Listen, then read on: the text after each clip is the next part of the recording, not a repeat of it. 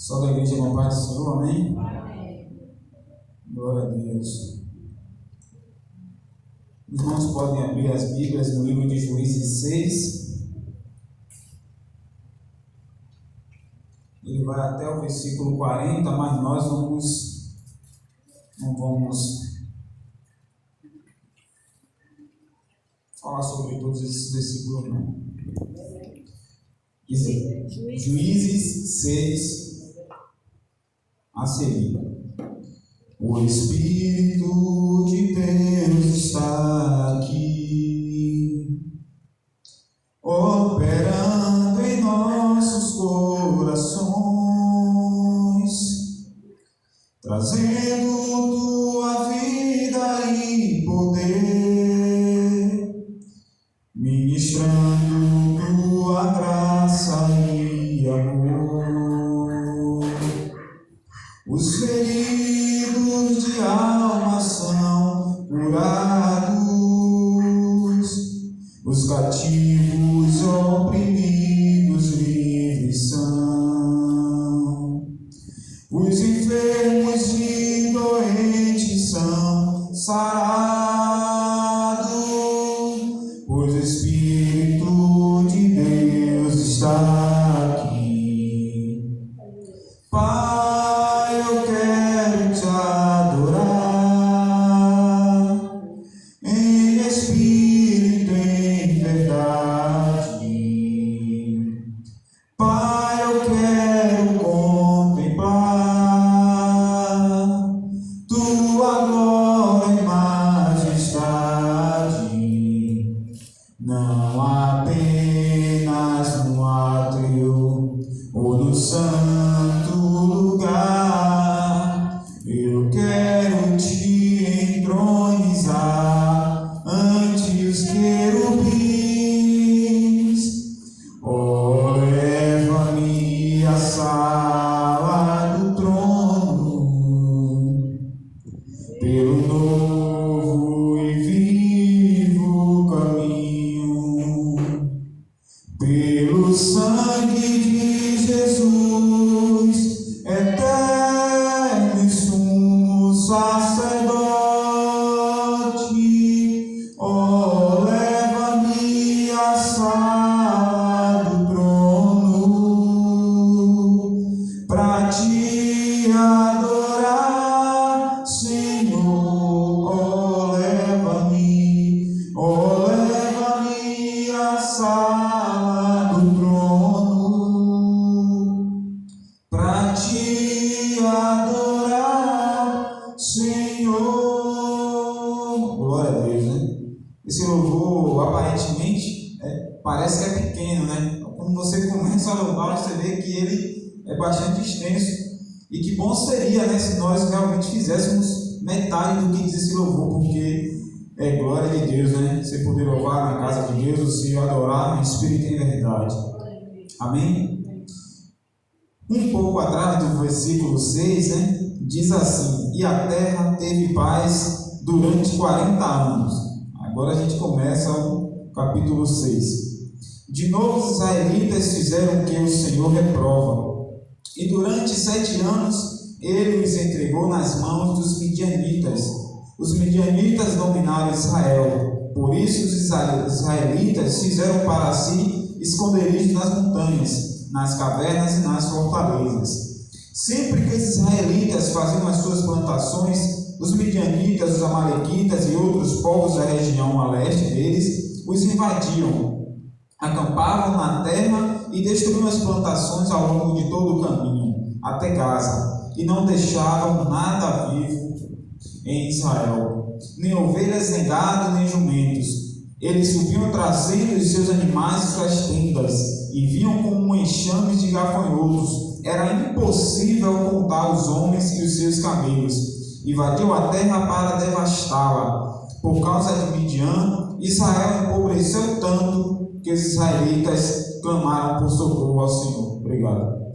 Quando os israelitas clamaram ao Senhor por causa de Midian, ele lhe enviou um profeta que disse: assim diz o Senhor, o Deus de Israel: tirei você do Egito, da terra da escravidão, Eu os livrei do poder do Egito e das mãos de todos os seus opressores. Expulsei-os e dei a vocês a terra deles. E também disse a vocês: eu sou o Senhor, o seu Deus.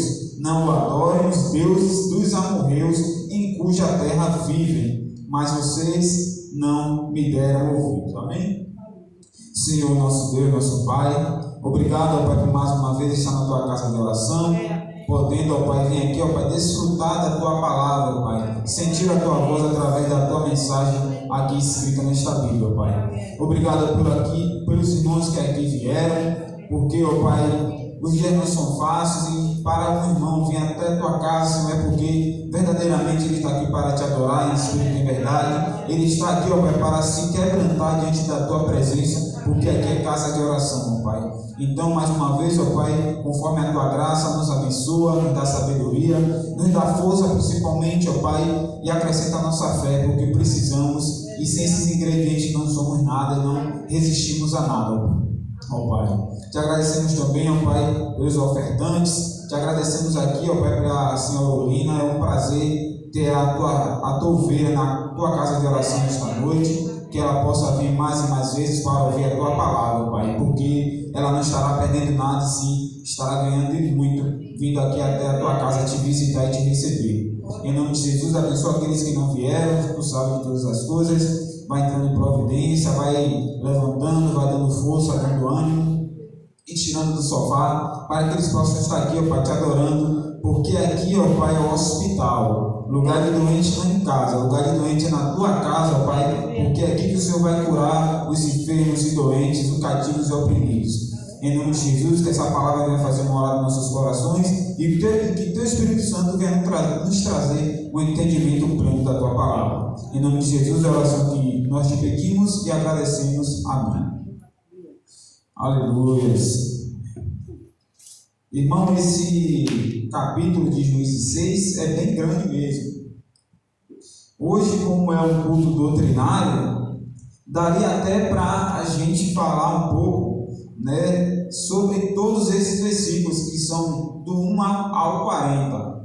Mas eu achei, né, e conforme o Senhor foi abrindo a minha mente durante esse estudo ontem e hoje pela tarde, não se faz necessário a gente ler todos esses 40 versículos.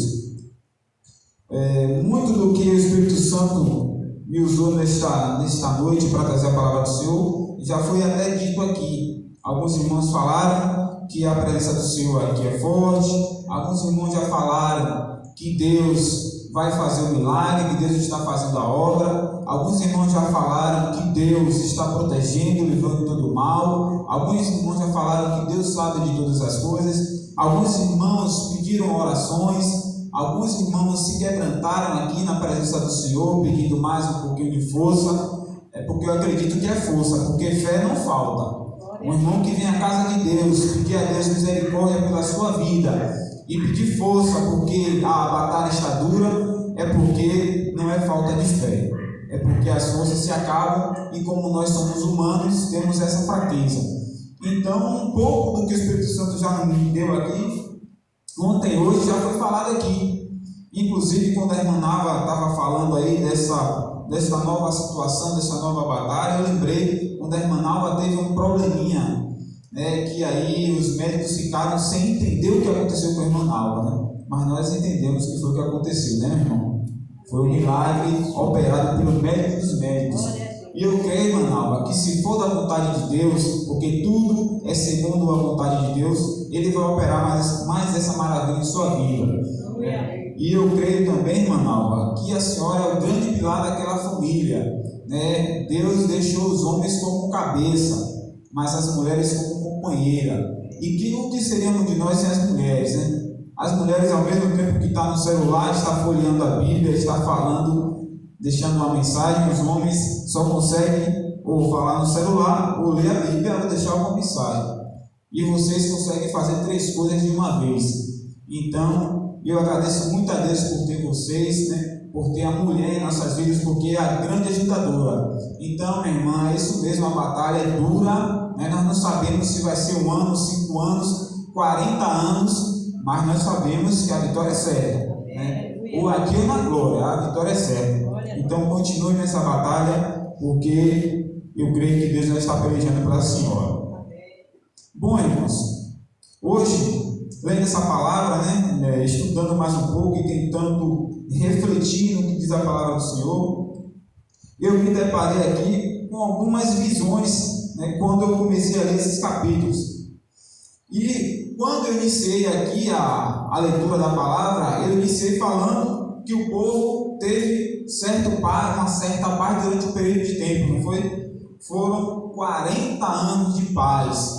Esses 40 anos de paz aqui foi quando o povo obedecia a Deus, quando o povo andava nos caminhos do Senhor e obedecia os seus mandamentos. E aí logo no capítulo 6 começa falando que o povo fez o que desagradava a Deus e Deus entregou nas mãos do midianita durante 7 anos. A gente, quando vai ler esses versículos, às vezes nós não conseguimos sentir a força da mensagem, mas os irmãos tentem aí entender o que é 7 anos sofrendo. 7 anos não é 7 semanas, não é 7 dias. E aqui a Bíblia diz que foram 7 anos de sofrimento. Então eu creio que a coisa foi séria ali. A coisa foi muito séria. E por que aquele povo sofreu? Foi porque Deus esqueceu do povo dele? Não. Foi porque o inimigo de Israel era mais forte do que o povo de Israel? Não, jamais. Jamais. O inimigo parece grande como Golias, mas nós somos muito mais fortes que Golias. Deste tamanho aqui, mas a força é imensa. Então, creia, meu irmão, que você é mais forte do que muitos Golias que existem na sua vida. Porque as batalhas que vêm em nossas vidas, elas só vêm como Golias. Nós não recebemos batalhas do tamanho de Davi. Não recebemos batalhas do tamanho de Golias. Cada um que sabe o tamanho da batalha que enfrenta. Quem está de fora pode até imaginar que é uma besteira. Mas pergunte para quem está no meio da luta. Eu creio que é capaz de ele nem conseguir te dizer, porque as lágrimas não deixariam. Mas nessa noite Deus está dizendo para nós aqui que nós temos a força de Davi. E Davi matou leão, matou ursos, matou lobos e matou Golias, aquele que amedrontou até o rei Saul. Então creia, meus irmãos, que a vitória é certa e a força está em tão somente a gente confiar em Deus.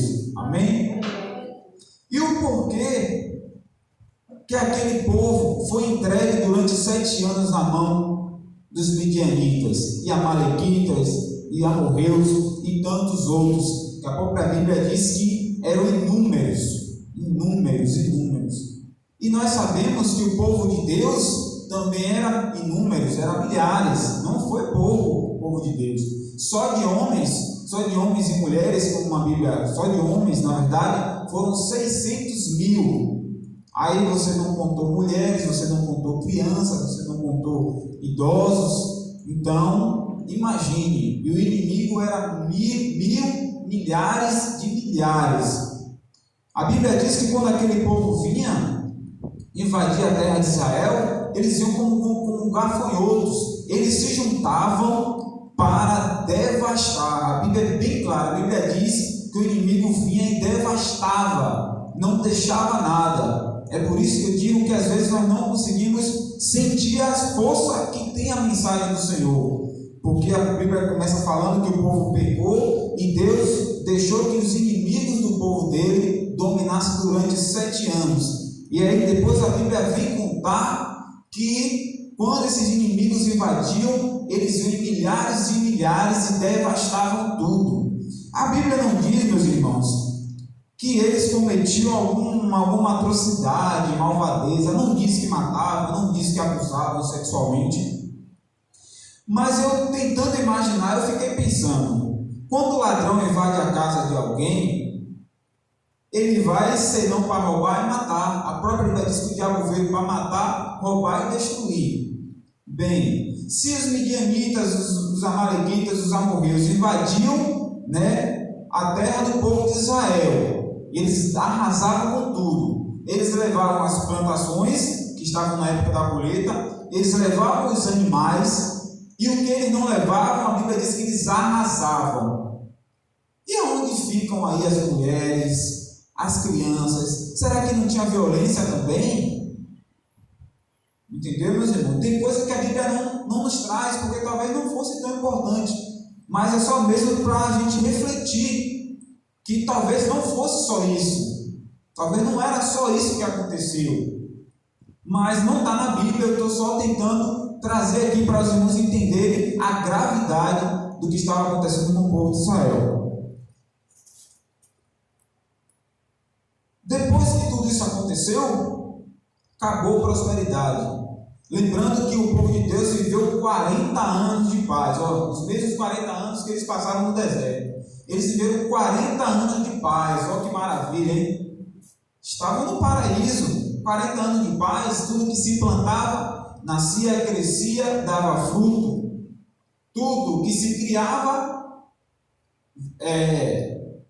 era benigno, eram as crias, os animais, eram as plantações, durante 40 anos. E aí, de repente, o que aconteceu para isso se transformar em derrota, em fraqueza, em perseguição dos inimigos? Nós vamos descobrir. De novo, os israelitas fizeram o que o Senhor reprova. Está vendo, meus irmãos? Está vendo como as coisas são? Nunca na palavra de Deus nós vamos encontrar que Deus simplesmente se irou com o seu povo, porque Deus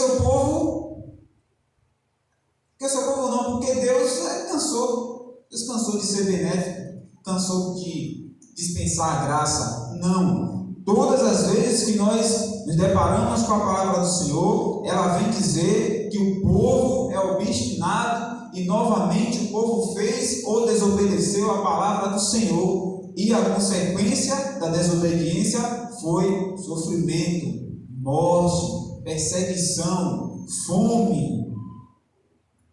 Então, o segredo é obedecer. Mas se fosse tão fácil assim, né? Mas o segredo é obedecer. Lá não havia prosperidade, porque já havia passado os 40 anos que o povo foi próspero. Não havia prosperidade, e a miséria fez com que o povo clamasse pelo socorro do Senhor. Mas o povo clamou a socorro, clamou e pediu por socorro ao Senhor pela perseguição que os amalequitas estavam fazendo a eles. Mas espera aí, a culpa foi dos amalequitas? Vocês estão conseguindo compreender mais ou menos, meus irmãos? O povo desobedeceu o Senhor, ele não recebeu castigo, Deus simplesmente parou de olhar para eles. Deus não mandou praga, Deus não mandou os amalequitas destruir e perseguir, não. A palavra diz que novamente o povo pecou e Deus permitiu. A Bíblia não diz que Deus mandou. É assim como acontece hoje, meus irmãos. O inimigo de nossas almas, o diabo, quando os anjos estavam se apresentando ao Senhor Jesus lá nos céus, e o diabo foi no meio, porque o diabo é intruso, e Deus perguntou: da onde tu vens? O que foi que ele disse? Que vinha de rodear pela terra buscando aquele que pudesse tragar. Ele andava como um leão babando, procurando aquele que pudesse tragar. Então, Deus simplesmente virou o rosto, e o diabo tragou o povo de Deus. Porque o diabo anda 24 horas mais tentando nos tragar. E a palavra de Deus diz que Deus nem tosqueneja. Imagine, Deus nem pisca. É o olho de lince em cima da sua ovelha. Mesmo a sua ovelha sendo frágil, às vezes desobediente, às vezes se engancha no arame, né? Às vezes solta ali o pelo, porque dói. Mas Deus ainda está ali, olhando, porque Deus sabe que a partir do momento que ele deixar de olhar para a sua ovelha, o diabo devora. Se não devorar, ele vai fazer miséria. Ele não devorou o Jó, que Deus não permitiu. que ele não permitiu. Mas nós sabemos que o diabo fez miséria com o servo de Deus. Mesmo Jó, e olha quem era Jó, íntegro, reto, temente a Deus e se desviava do mal. Oh, glória a Deus, se um dia eu ser metade de Jó. E ele sofreu isso tudo. Imagina o povo que desobedeceu ao Senhor. Então, só para os irmãos entenderem, não foi Deus, como castigo, que mandou os midianitas perseguirem o povo de Israel, não. O povo clamou porque não estava aguentando mais. E o impressionante de tudo isso é que o povo clamou a Deus depois de 7 anos sofrendo. Não é muito sofrimento. Um sofrimento desse, a gente não aguenta sofrer o desemprego. Vai aguentar sofrer uma perseguição dessa?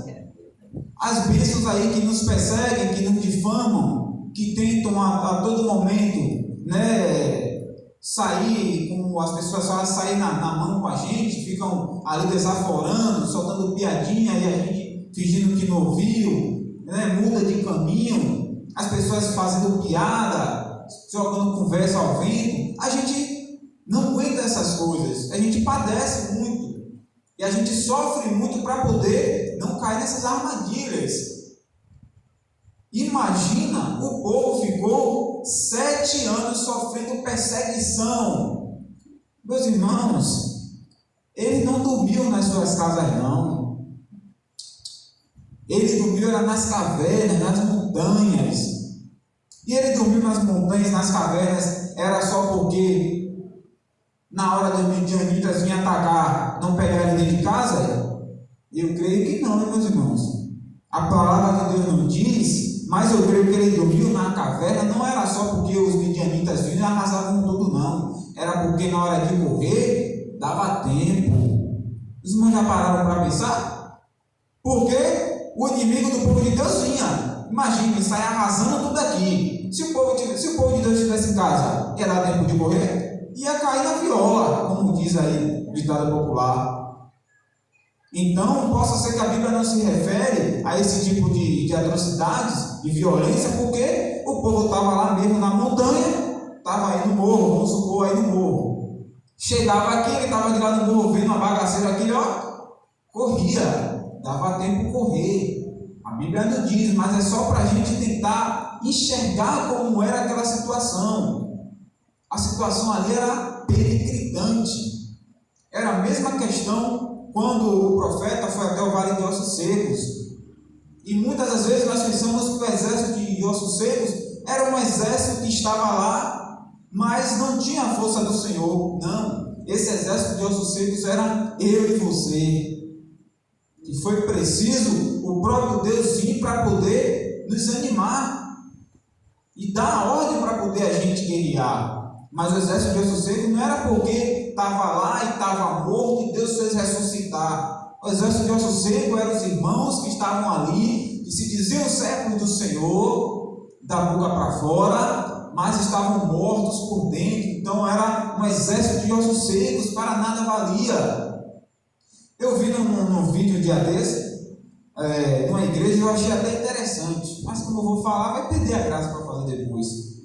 Os irmãos de uma congregação fizeram uma peça teatral onde estava todo mundo sentado e só quem sabia dessa peça eram as pessoas envolvidas, né? Eram 4 ou 5 irmãos.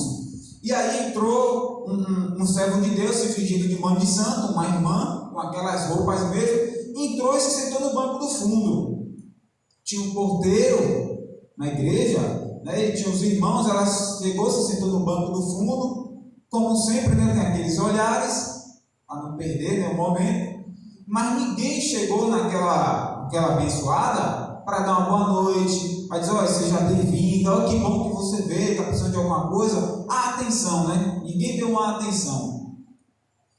E aí, do meio para o fim, deu uns 10 minutinhos que ninguém deu atenção, nada, ela se levantou naquele lugar. E olha que só quem sabia daquilo eram as 5 pessoas que eram envolvidas naquela peça. Ela se levantou, veio até o púlpito, né?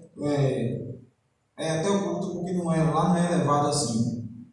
E aí começou a bradar, ela dizia porque ela era mãe de santo, e ela veio procurar o Deus que vocês dizem que é o Deus que transforma, que liberta, mas parece que Deus não libertou nem vocês, porque ela chegou procurando esse Deus, procurando uma saída, que veio correndo buscar esse Deus, mas ninguém nem uma boa noite já deu, ninguém nem acolheu ela, trataram ela como uma miserável, esqueceram que ali tinha uma pessoa, uma mãe de santo, que estava na igreja, e talvez ela estivesse procurando Deus como ela veio procurar Deus, mas ninguém deu atenção àquela mulher.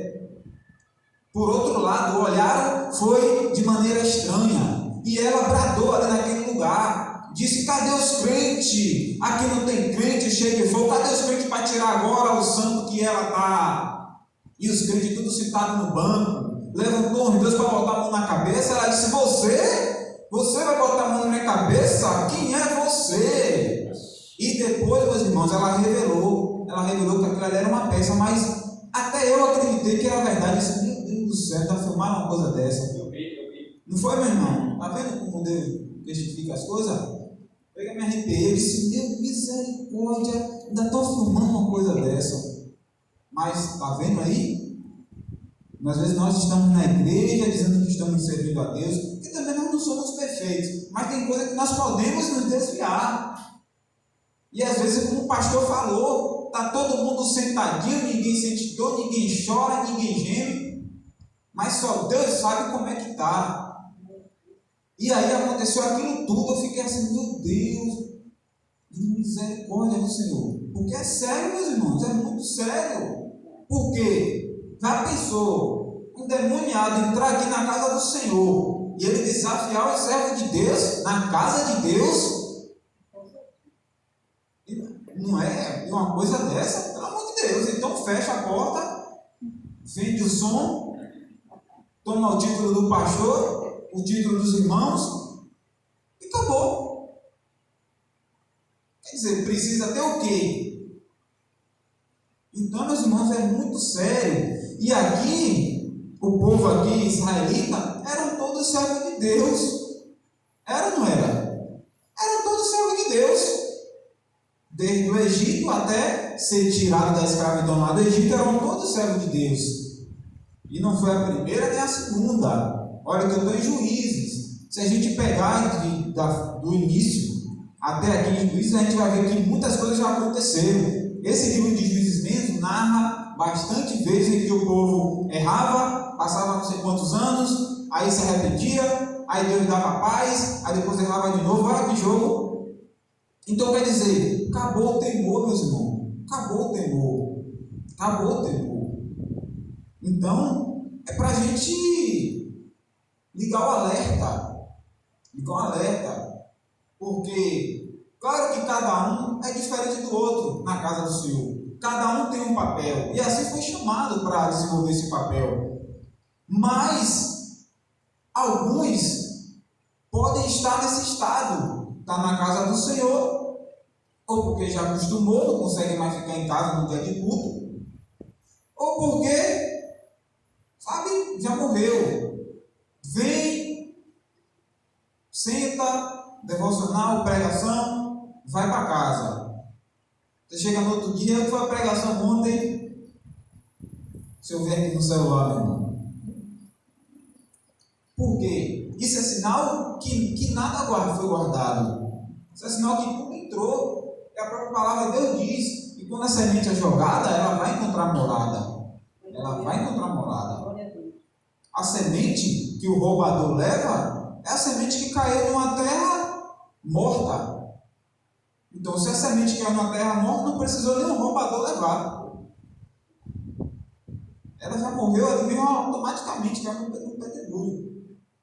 Então, é uma situação muito séria, muito importante, que serve para mim e que serve também para os irmãos. E aí a Bíblia vem dizer que, apesar de tudo aquilo ali, aquele povo passar por aquelas dificuldades, o povo clamar a Deus, porque o povo de Deus ainda colocou a culpa nos amalequitas, a culpa era dos amalequitas, que estavam perseguindo eles, e o povo clamou a Deus.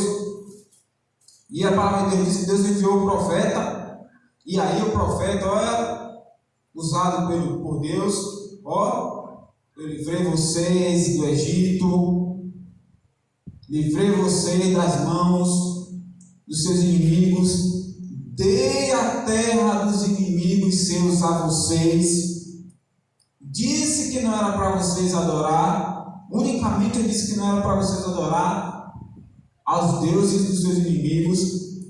E o que foi que vocês fizeram?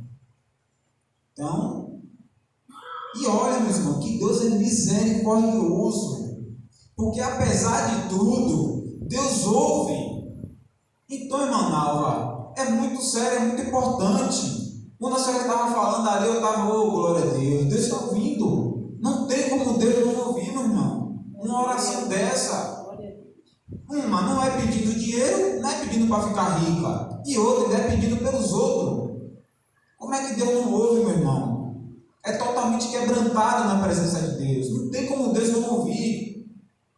E ali, o que aconteceu? Deus ouviu, mas Deus, antes de dar a solução, Deus disse: eu já fiz isso, fiz aquilo. E o que foi que vocês fizeram? Vocês me desobedeceram. O que vocês me deram em troca foi a desobediência. E agora vocês vêm clamar a mim? Agora vocês vêm dizer que a culpa são dos seus inimigos? A culpa é de vocês. É bem claro, aqui Deus estava dizendo foi isso. Ó, a culpa não é dos seus inimigos, não. A culpa é de vocês. Porque até eles eu tirei daqui para vocês virem pagar, mas vocês fizeram o que eles fizeram. E agora vocês vêm clamar a mim? E aí, depois de tudo isso, a Bíblia diz que o anjo do Senhor estava ali na grande árvore, inclusive a árvore era do pai de Gideão, então eu creio que estava nas terras do pai de Gideão, né? Não diz terra, diz que estava ali na grande árvore, Joás, que é o pai de Gideão, e Gideão foi malhar o trigo no lagar. Olha, meu irmão, quando eu li essa palavra, que a minha Bíblia tem uma tradução diferente, ela já diz diferente, não diz malhar o trigo no lagar. Ela já disse que foi malhar o trigo ali no lugar de pisar uva para fugir, né? Cada Bíblia tem uma tradução, mas malhar o trigo no lagar é a mesma coisa. Mas quando eu li isso, eu percebi que, meu Deus, como a gente pode tirar da palavra de Deus tantas coisas boas, tantas estratégias. Por quê? Imagine só, o povo estava sendo perseguido mesmo, que nem rato, e diante de milhares, se levantou para tentar prover comida para sua família, porque ali eram tribos. E outra, Gideão era o menor da sua tribo, e apenas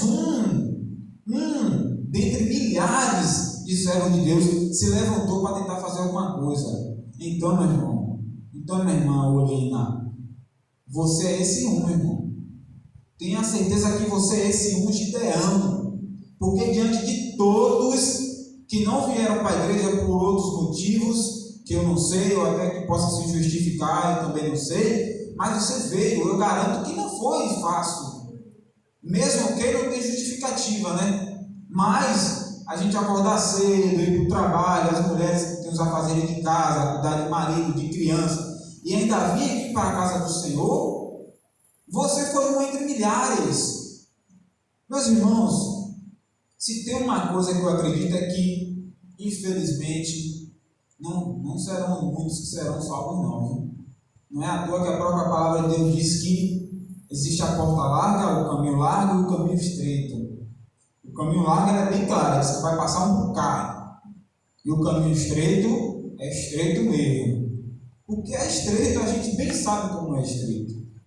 E quando a gente vê, antes eu ficava até triste quando eu vinha para a igreja e via a igreja vazia. Hoje eu não fico mais não, meu irmão. Hoje eu fico alegre, porque ali é onde estão os verdadeiros, ou pelo menos os que estão se esforçando para vir adorar o Senhor, porque nos dias de hoje, assim como eram os inimigos dos israelitas, o coronavírus hoje é o inimigo dos crentes. É ou não é? Está vendo, meu irmão, como a palavra é? E a palavra se renova. Cada pessoa que Se um pastor vir ler, dar uma pregação nessa mesma palavra, ele vai ter outra instrução do Espírito Santo e se renova. E olha como esse coronavírus está perseguindo tantos crentes. E o mais engraçado é que vão para tudo que é lugar, né? É confraternização de família, né? É trabalho. Eu mesmo trabalho ali, mais de 600, 300 pessoas, imagina. Num ambiente daquele calorento, e eu acho que máscara não adianta nada. Mas vão para os seus trabalhos, se confraternizam com colegas de trabalho, se confraternizam com parentes daqui e acolá, mas para a igreja não vem, porque vai pegar o vírus. Então esse vírus aqui é uma malequita na vida de muitos cristãos, porque está fugitando mesmo. Os cristãos estão fugindo mesmo, não estão nem tentando. Imagina aqueles missionários, principalmente na África, na China, em alguns países da Rússia, que são perseguidos, não podem pregar a palavra de Deus. E eles sabem que se forem pegos, cabeça na bandeja. Imagine, essa é a mesma situação que o povo de Deus estava vivendo aqui. Eu acredito que se esse povo fosse pego, quando os inimigos vinham de lá, que nem gafanhoto, não daria outra não, meu irmão. Não daria outra não. Quando aí na rua os inimigos se pegam, o que é que um faz com o outro? É a lei, né? A lei do mais forte. O mais forte pisa o outro. E imagine aqui se o inimigo de Israel pegasse algum do servo de Deus lá, perdido, distraído. Eu acredito que não daria outra. Se ele conseguisse sair vivo, só a misericórdia de Deus. Então essa era a real situação que o povo estava vivendo ali. Não era brincadeira, o povo não estava sendo perseguido porque os inimigos eram contra a palavra de Deus, não. O povo estava realmente sofrendo risco de perder a vida. Ou eu acredito que eles nem dormiam. Por quê? Será que eles só vinham na época da plantação? E eles também não eram espertos, não, é? Eles também não ficavam ali de butuca. Deixa eu ver se tem algum espertinho aqui nos dobrando, porque a gente vem, leva tudo. E como é que esse povo ainda está vivo? A gente sabe que está vivo, não consegue pegar. Tem algum espertinho aí. Porque quando tem um que se acha esperto, tem outro que é mais esperto ainda. Mas aqui, eu creio que era o propósito de Deus na vida de Gideão. Gideão, com toda a sua coragem, assim como o próprio anjo disse, varão valoroso, Deus é contigo. Ele disse. Aí vem aquela parte que muitos de nós às vezes, né, deixamos que aconteça. Comigo? Se o Senhor fosse comigo, Deus, eu não tinha perdido meu emprego. Ele disse que se o Senhor fosse com ele, né, que assim como os antepassados dele, o pai dele dizia que Deus livrou do Egito, que Deus abriu o mar, e por que hoje ele está sendo perseguido? Se Deus fez isso tudo, o Senhor fez isso tudo, e hoje a gente está sendo perseguido. E acontece muito com a gente. Porque geralmente nós só se lembramos do presente, esquecemos do passado, de tudo que se aconteceu. E o presente é que marca no momento da dor. Infelizmente, não é 100% dos casos, mas infelizmente acontece. E ali, o anjo disse: vai com essa tua força, porque você vai libertar Israel. Ele disse, aí vem a parte, né? Vem a parte da rebeldia, da pouca fé de Gideão, e agora vem a parte da humildade, o que Deus espera em todos nós. E aí, quando o anjo diz que vai usar Gideão para libertar o povo, aí Gideão diz: mas eu sou o menor da minha tribo. Como é que o Senhor vai me usar? Porque existia hierarquia, meus irmãos. Existia a tribo de Levita, a tribo de Manassés, várias tribos de Gideão, de Josué, mas existiam ali as hierarquias. E ele disse: Senhor, eu sou o menor, como é que o Senhor vai me usar? Mas olha, interessante, Davi também era o menor. Quem esperava Davi? Quando o próprio profeta foi na casa do pai de Davi para ungir Davi, que botou lá os irmãos, foi apresentado o mais velho, né? os mais fortes, ele não é esse não. Não é nenhum desse aí. Mas tem um que está lá no campo. É dizendo assim, meus irmãos, é aquela irmã ali, que está lá na igreja sozinha orando. É ou não é? São coisas que tem na Bíblia que a gente pode, meus irmãos, ligar ao que acontece hoje. E fica muito mais fácil a nossa compreensão. Então disseram, que nada, está lá no campo, é magrelo, é pequeno, é ruivo. Aquela irmã está lá na igreja orando sozinha, é doida. Daqui a pouco endoida aquela irmã, orando sozinha. Porque tem irmãos que se incomodam até quando o outro vem aqui e chora, né? Eu fico assim alegre porque eu vejo que a pessoa está realmente se quebrantando na presença do Senhor. Então sobe que nem foguete. Mas tem outros que acham que toda hora chora. É porque o coração já é pedra. Se chorar é uma bruta. E aí cai no pé dói, então ele nem está nem aí mais. Para ele não faz mais sentido as coisas. E assim foi Gideão. Gideão também era o menor daquela tribo. E ele logo reconheceu a sua pequenez perante o anjo do Senhor e disse ao Senhor: eu sou o menor da minha tribo. E aí o anjo do Senhor disse: mas é tu mesmo, varão valoroso. É tu que Deus escolheu para libertar o povo. E aí, meu irmão, a receita da vitória, ou pelo menos a receita que vai levar à vitória. Aí Gideão pega e diz: olha, meus irmãos, Deus também não quer, servo de Deus, lelé não. Deus falando e o servo de Deus viajando, como dizem na maionese. A gente tem que estar ligado, tem que ser esperto. A gente não pode ser esperto, né? Para dizer, como falam aí, furar os olhos dos outros. Vender uma bicicleta enferrujada pelo preço de uma nova e sair cantando de esperto. Aí não é essa esperteza. É esperteza para na hora da necessidade. E aí, o que foi que Gideão fez? Olha, anjo, se o Senhor é comigo mesmo, olha, meu irmão, que receita.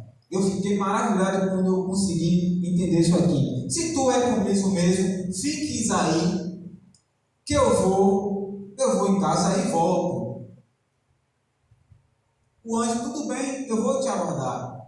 Vai Gideão, olha o mistério. Vai Gideão, chega em casa, pega um cabritinho. Os irmãos se lembram que o povo lá estava passando sofrimento, né? Passando por miséria, né? Vai Gideão e pega o quê? Um cabritinho. E o povo passando por miséria. Nada que o povo plantava, eles colhiam. E Gideão foi, pegou um cabritinho, gordinho, bonitinho, pegou umas massas de pão, um trigo, e trouxe o cabritinho e os pães sem fermento. Olha, meu irmão, olha que receita linda.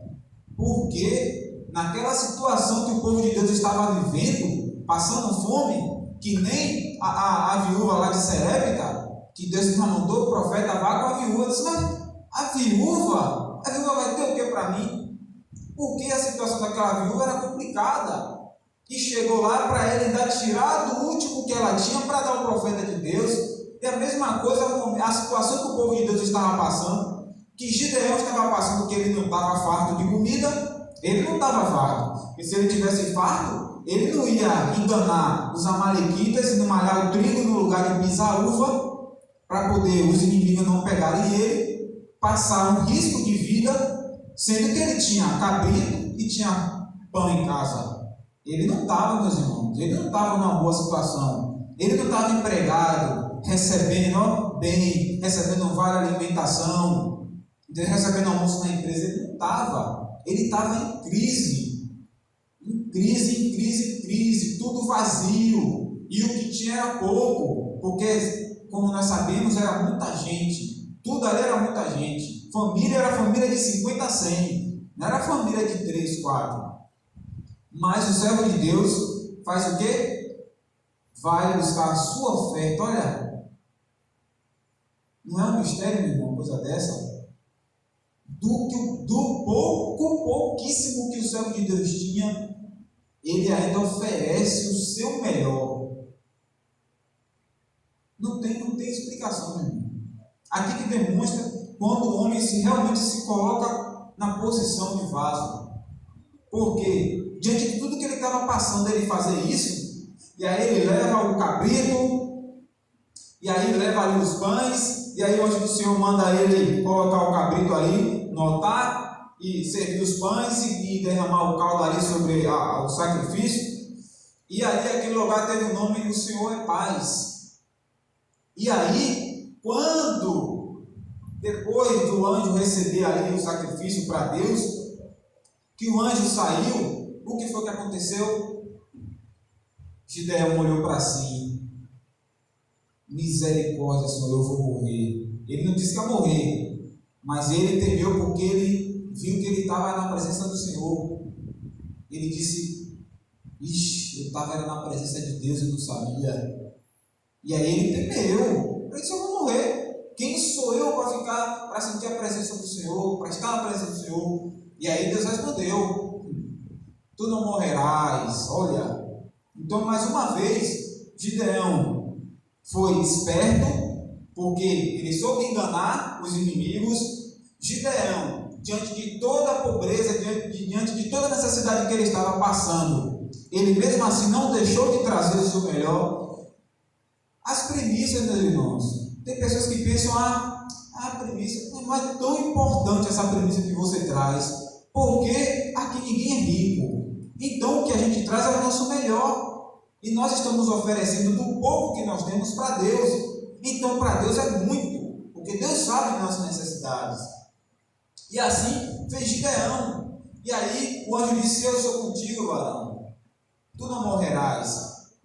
E aí a palavra de Deus vem contar depois que mais adiante, que por isso é que, se os irmãos puderem ler, ou o dia que os irmãos puderem ler, desse capítulo todo, os irmãos vão dizer que teve outra vez que Deus, agora foi Deus que pediu o sacrifício. Imagine, o cara naquela situação, o povo de Deus naquela situação, Deus pediu o sacrifício, e ele fazer é ser muito obediente, porque qualquer outro podia até obedecer, mas primeiro é dizer: mas Deus, eu não tenho nada, o Senhor está me pedindo o pouco que eu tenho. Então é uma situação que nos chama a atenção para o dia de hoje, porque enquanto as pessoas estão dizendo que a pregação da prosperidade, porque Deus é o dono do ouro e o dono de toda a prata, e você não deve viver nessa vida, nós não encontramos na palavra de Deus, a não ser Jó, a não ser o servo de Deus Jó, que era tão próspero assim, de Salomão. A maioria dos servos de Deus sofriam muito, mas a palavra de Deus diz que eles não padeciam, não lhe faltava o pão, nunca faltou o pão. Eles passavam necessidade, mas o pão não faltava. Isso prova que Deus usou até os próprios animais para alimentar o seu profeta no deserto. Então, meus irmãos, é normal. As coisas do céu de Deus é assim mesmo. E eu creio que quanto mais a coisa está apertada, é que Deus está ali, só esperando um passo da gente. Só esperando aquele passo. Dizer: oh Deus, eu não sou nada, Senhor, mas tudo que eu tenho eu entrego a Ti. E Deus, minha serva, agora que a Tua bênção está sendo enviada. Porque realmente é assim que acontece. A Bíblia mostra isso. Que todas as vezes que o povo de Deus estava passando perseguições, estavam passando privações por falta de alimento, falta do pão, que o povo se lembrou de Deus, Deus ouviu. E por que não seria assim com a gente? Não tem segredo. Não tem segredo para isso aqui. E uma coisa que eu pude notar, meus irmãos, que quando Gideão falou que Deus é esse que livrou o seu povo, que disse, como o meu avô falou que livrou, né? Não falou avô, falou os antepassados. Falaram que abriu o mar vermelho, que livrou o povo das mãos dos egípcios. Gideão não viveu aquela época. Gideão realmente não sabia de nada daquilo. Gideão era o meu e você, porque nós só ouvimos. Apesar de que nós, às vezes, temos acontecimentos, maravilhas na igreja, revelações, nós podemos presenciar o poder de Deus na cura, no milagre, quebrando um laço, mas nós não vivemos Nós não vimos o machado flutuar. Nós não vimos o mar se abrir. Gideão também não viu nada disso. Então ele perguntou: esse Deus que disse que abriu o mar vermelho, e hoje a gente está nessa situação? Então, Gideão não fez isso somente porque ele não era servo de Deus, é porque ele não viveu. Quando Gideão alcançou a época atual que ele vivia sofrendo, era a época em que o povo estava totalmente largado, adorando aos deuses dos amorreus e sendo perseguido, adorando o inimigo tome. Quanto mais tu me adora, eu te persigo. Entendeu? Então, para ele tudo era novidade, ele não acreditava, mas mesmo assim ele se destacava. Então, meus irmãos, não é questão da gente querer se destacar para ser melhor, mas nós temos que ser destaque sim. Enquanto todos estão aí parados, só lamentando, nós temos que ser o destaque. Como é o destaque? Enquanto está todo mundo em casa, eu estou na casa de Deus. A casa onde eu vou estar é a casa de Deus. É um destaque. Você não está perdendo nada. E eu creio que ali o cesto está só sendo cheio. Sendo cheio. Dá um exemplo aqui para os irmãos entenderem. Entenderem não, a gente está claro. Os irmãos já viram ali no Mercado Central que de vez em quando eles colocavam um negócio no cesto, aí um descia, o outro subia. O cheio descia e o vazio subia, né? Eles botavam lá e subia. É a mesma coisa aqui, meu irmão. Quando você vem para a igreja, diante de toda essa situação aí, o teu cesto está enchendo. E uma hora dessa ele vai descer, viu? E quando desce, não desce devagar não, meu irmão. Desce mesmo um gosto de gás. Por quê? Porque você está sendo um destaque. Enquanto todos estavam lá dentro de casa, trancados, nas montanhas, nas pedras, com medo dos inimigos, Gideão estava ali, olha, imagina, olha, quebrando o trigo ali no lugar de pisar ovo, e de vez em quando olhava, porque ele sabia que ele poderia morrer. Mas ele não estava desobedecendo ao Senhor, mas ele se destacou diante de todos. Quando todos tiveram medo, ele teve coragem e ele foi. Quando o Espírito de Deus apareceu, o anjo do Senhor apareceu perante ele, ele ofereceu aquilo que